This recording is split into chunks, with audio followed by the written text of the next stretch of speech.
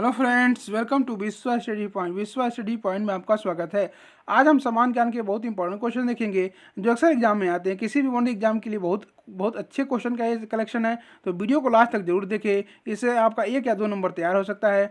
तो आइए आज देखते हैं। पहला क्वेश्चन है, स्टार्ट करने से पहले अगर वीडियो अच्छे लगे, मेरे प्रयास अच्छा लगे, मेरी मेहनत अच्छे लगे, तो प्लीज़ आप लाइक एंड सब्सक्राइब जरूर करें। इससे हमको मोटिवेशन मिलेगा। हम अच्छे से अच्छे क्वेश्चन का सीरीज लेके आएंगे। हम सबसे इंपॉर्टेंट क्वेश्चन का सीरीज लेके आएंगे, जो एग्जाम में आए हुए क्वेश्चन उनका सीरीज लेके आएंगे। जीके जीएस का, ये साइंस के भी क्वेश्चन लेके आएंगे। तो प्लीज़ आप मेरे मोटिवेशन के लिए एक लाइक एंड सब्सक्राइब जरूर करें, जिससे हमको मोटिवेशन मिलेगा और आगे हम कंटिन्यू रखेंगे सीरीज को।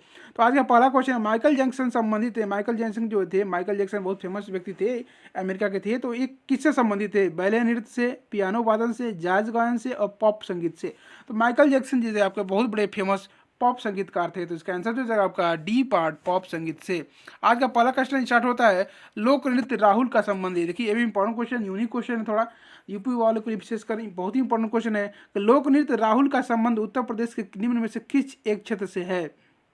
पूर्वी क्षेत्र से, मध्य क्षेत्र से, बुंदेलखंड क्षेत्र से और पश्चिमी क्षेत्र से। तो जो राहुल आपका लोक नृत्य है, ये बेसिकली ये बुंदेलखंड क्षेत्र से में फेमस है। तो इसका आंसर जो हो जाएगा आपका सी पार्ट, बुंदेलखंड क्षेत्र से।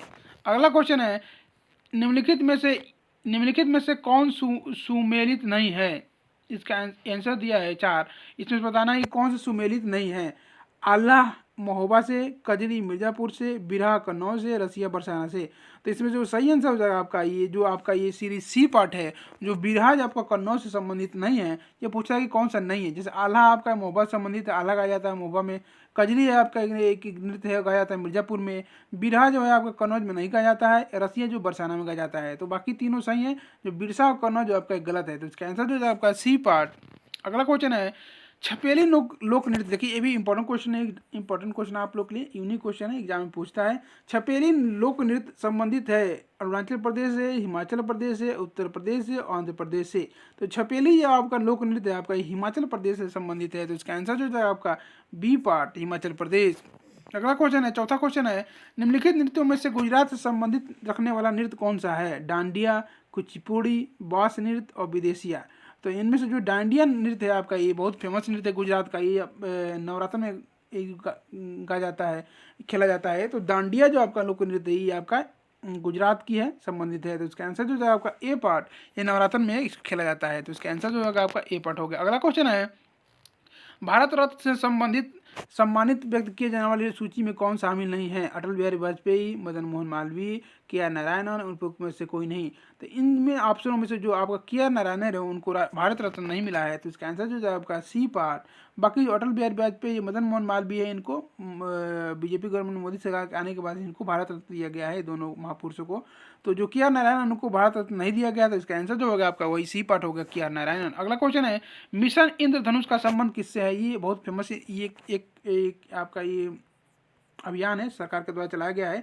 मिशन इंद्रधनुष का संबंध किससे है? टीकाकरण से, अनौपचारिक कर्मचारी से, ई गवर्नेंस से, महिला सुरक्षा से। तो मिशन इंद्रधनुष का जो संबंध है आपका टीकाकरण से संबंधित है। तो इसका आंसर जो है आपका ए पार्ट, टीकाकरण से संबंधित है आपका ये। इसमें टीकाकरण लगाया जाता है।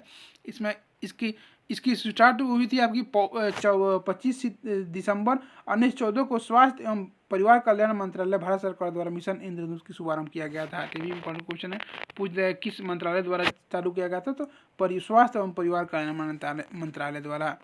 अगला क्वेश्चन है, इंदिरा गांधी राष्ट्रीय मुक्त विश्वविद्यालय की स्थापना कब हुई थी? ये जो इग्नू बोलते हैं, इसकी स्थापना कब हुई थी? 1982 में, 1985 में, 1987 में, 1989 में। तो इंदिरा गांधी इग्नू की जो स्थापना हुई थी आपका, ये हुई थी 1985 ईस्वी में। तो इसका आंसर जो है आपका बी पार्ट, 1985। अगला क्वेश्चन है, सूर्य किरण भारत और किस देश के बीच एक संयुक्त सैन्य अभ्यास है? एक सूर्य किरण जो है एक संयुक्त सैन्य अभ्यास का नाम है। तो किस किस देश के बीच होता है? बांग्लादेश और भारत के बीच, श्रीलंका, भूटान, नेपाल। तो ये आपका होता है ये भारत और नेपाल देश के बीच। तो इसका आंसर जो है आपका डी पार्ट, नेपाल।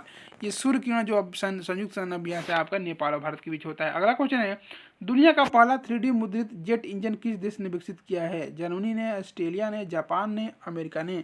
तो जो दुनिया का पहला 3D मुद्रित जेट इंजन है आपका, ये ऑस्ट्रेलिया ने विकसित किया है। तो इसका आंसर जो है आपका बी पार्ट, ऑस्ट्रेलिया। अगला क्वेश्चन है, नालंदा विश्वविद्यालय का संस्थापक कौन थे? बहुत ही फेमस, विश्व की सबसे पुरानी, सबसे पहली विश्वविद्यालय है। तो इसके संस्थापक कौन थे? समुद्रगुप्त, कुमारगुप्त, स्कंदगुप्त और धर्मपाल। तो नालंदा विश्वविद्यालय के जो आपके संस्थापक थे आपके तो कुमारगुप्त। तो इसका आंसर जो है आपका बी पार्ट कुमारगुप्त। अगला क्वेश्चन, उज्जैन का प्राचीन काल में क्या नाम था? जो अभी ये मध्य प्रदेश में पड़ता है उज्जैन, बहुत ही ये महादेव महाकाल का मंदिर है यहाँ पर, तो फेमस है। उसका प्राचीन में क्या नाम था? पहले क्या नाम था? अवंतिका, पाटलिपुत्र, तक्षशिला, इंद्रप्रस्थ। तो उज्जैन का प्राचीन काल में नाम था अवंतिका। तो इसका आंसर जो है आपका ए पार्ट अवंतिका।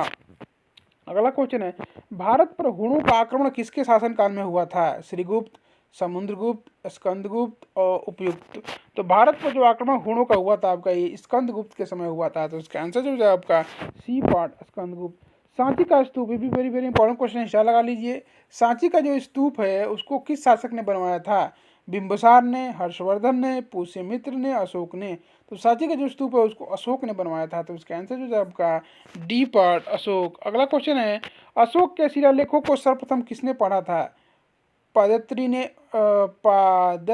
ने, विलियम जोन्स ने, जेम्स प्रिंसेप ने, उपयुक्त में से कोई नहीं। तो अशोक के शिलालेखों को सर्वप्रथम पढ़ा था वो थे जेम्स प्रिंसेप। तो इसका आंसर जो है आपका सी पार्ट जेम्स प्रिंसेप। अगला क्वेश्चन है 15वां क्वेश्चन है आज का, बौद्ध धर्म के प्रचार के लिए अशोक ने किसे श्रीलंका भेजा था? बौद्ध धर्म के प्रचार प्रसार के लिए अशोक ने ये किन लोगों को श्रीलंका भेजा था? महेंद्र को, संघमित्रा को, उपगुप्त को, महेंद्र एवं संघमित्रा दोनों को। तो बौद्ध धर्म के प्रचार के लिए अशोक ने महेंद्र और संघमित्रा दोनों को भेजा था श्रीलंका। तो इसका आंसर जो है आपका डी पार्ट। अगला क्वेश्चन है, चंद्रगुप्त मौर्य अपने अंतिम दिनों में किस धर्म का अनुयायी बन गया था? जैन धर्म, शैव धर्म, बौद्ध धर्म, वैष्णव धर्म। तो चंद्रगुप्त मौर्य थे अपने अंतिम दिनों में ये जैन धर्म के अनुयायी बन गए थे। तो इसका आंसर जो है आपका ए पार्ट जैन धर्म। अगला क्वेश्चन है, हड़प्पावासी किस वस्तु के उत्पादन में सबसे आगे थे? मुद्राएं, कपास, कांस्य औजार, जौ। तो जो हड़प्पावासी थे आपका ये कपास के उत्पादन में सबसे आगे थे। तो इसका आंसर जो है आपका बी पार्ट कपास। अगला क्वेश्चन है, सिंधु घाटी सभ्यता का पत्तन नगर कौन सा था? ये पत्तन नगर मतलब उनका बंदरगाह कौन सा था सिंधु सभ्यता का? कालीबंगा, लोथल, मोहनजोदड़ो, हड़प्पा। तो सिंधु सभ्यता का जो पत्तन नगर था आपका लोथल था। तो इसका आंसर जो है आपका बी पार्ट लोथल। अगला क्वेश्चन है, चंद्रगुप्त मौर्य ने अपना अंतिम समय कहाँ बिताया था? अंतिम समय उनकी मृत्यु कहाँ हुई थी? चंद्रगुप्त मौर्य थे, उन्होंने अंतिम समय अपना कहाँ बिताया था? तक्षशिला, उज्जैन, पाटलिपुत्र, श्रवण बेलगोला। तो चंद्रगुप्त मौर्य ने अपना अंतिम समय श्रवण बेलगोला में बिताया था। तो इसका आंसर हो जाएगा आपका डी पार्ट श्रवण बेलगोला। अगला क्वेश्चन आज का 20वां क्वेश्चन है, कपिल मुनि द्वारा प्रतिपादित दार्शनिक प्रणाली कौन सी है? जो कपिल मुनि ने एक दार्शनिक प्रणाली प्रतिपादित की थी कौन सी है? पूर्व मीमांसा, उत्तर मीमांसा, न्याय दर्शन, सांख्य दर्शन। तो कपिल मुनि द्वारा जो प्रतिपादित दार्शनिक प्रणाली है आपका ये सांख्य दर्शन है। तो इसका आंसर जो है आपका डी पार्ट सांख्य दर्शन। अगला क्वेश्चन है, वैदिक काल में आर्यों के जीविकोपार्जन का मुख्य साधन क्या था? शिकार, कृषि, व्यापार, शिल्पकर्म। तो वैदिक काल में आर्यों के जीविकोपार्जन का जो मुख्य साधन था आपका वो था आपका कृषि। तो इसका आंसर जो था आपका बी पार्ट कृषि। अगला क्वेश्चन है, निम्न में से किस क्रांति को अक्टूबर की क्रांति कहा जाता है? ये फेमस क्वेश्चन है, वर्ड हिस्ट्री वर्ड जीके से बहुत ही बड़ा क्वेश्चन है कि निम्नलिखित में से किस क्रांति को अक्टूबर की क्रांति कहा जाता है? रूसी क्रांति, इंग्लैंड की क्रांति, अमेरिका की क्रांति, फ्रांस की क्रांति। तो इसमें जो रूसी क्रांति है उसको बोलते हैं अक्टूबर की क्रांति। तो इसका आंसर जो है आपका ए पार्ट रूसी क्रांति जो अक्टूबर में हुई थी, तो इसलिए इसको अक्टूबर की क्रांति भी बोलते हैं। इसका आंसर जो है आपका ए पार्ट रूसी क्रांति। सबसे पुराना वेद, एक वेरी वेरी इंपॉर्टेंट क्वेश्चन है, कॉमन क्वेश्चन है, सबको याद ही होगा, वैसे ये रिपीटेड क्वेश्चन आता है। सबसे पुराना वेद कौन सा है? सामवेद, ऋग्वेद, यजुर्वेद, अथर्ववेद। तो सबसे पुराना वेद जो है आपका ऋग्वेद है। तो इसका आंसर जो है आपका बी पार्ट ऋग्वेद। अगला क्वेश्चन है, भारत की जनता के संदर्भ में हिंदू शब्द का प्रथम बार प्रयोग किया था, किसने प्रयोग किया था? रोमनवासियों ने, यूनानियों ने, चीनियों ने, अरबों ने। तो सबसे पहले जो आपका भारत की जनता के लिए हिंदू शब्द का प्रयोग किया था वो किया था अरब वासियों ने। तो इसका आंसर जो है आपका डी पार्ट अरब ने।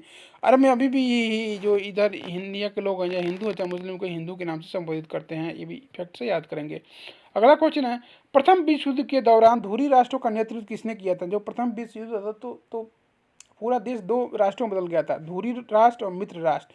तो ये पूछा धुरी राष्ट्र का नेतृत्व किस देश ने किया था? जर्मनी ने, हंगरी ने, ऑस्ट्रिया ने, इटली ने। तो प्रथम विश्व के दौरान धुरी राष्ट्रों का जो नेतृत्व किया था वो जर्मनी ने किया था। तो इसका आंसर जो है आपका ए पार्ट जर्मनी। अगला क्वेश्चन है, इटली की एकीकरण का पैगंबर किसे कहा जाता है? जो इटली का एकीकरण किया था या इटली की एकीकरण का पैगंबर किसे कहा जाता है? एमेनुअल को, जोसेफ मेजिनी को, गैरिबाल्डी को, कैबूर को? तो इटली के एकीकरण का जो पैगंबर कहा जाता है आपको, कहा जाता है जोसेफ मेजिनी को। तो इसका आंसर जो है आपका बी पार्ट, जोसेफ मेजिनी। जैसे इंडिया में सरदार वल्लभ भाई पटेल ने एकीकरण किया था पूरे इंडिया का, तो वैसे ही इटली के एकीकरण का जो पैगंबर जिसके मेन जिसको कहा जाता है वो थे जोसेफ मेजिनी। इंपॉर्टेंट क्वेश्चन है, याद करेंगे। अगला क्वेश्चन निम्नलिखित में कौन सा राजा प्राय जनता के संपर्क में रहता था? इन चारों राजाओं में से कौन सा ऐसा राजा था जो प्राय जनता के कनेक्शन में रहता था, उनसे कनेक्ट करता था?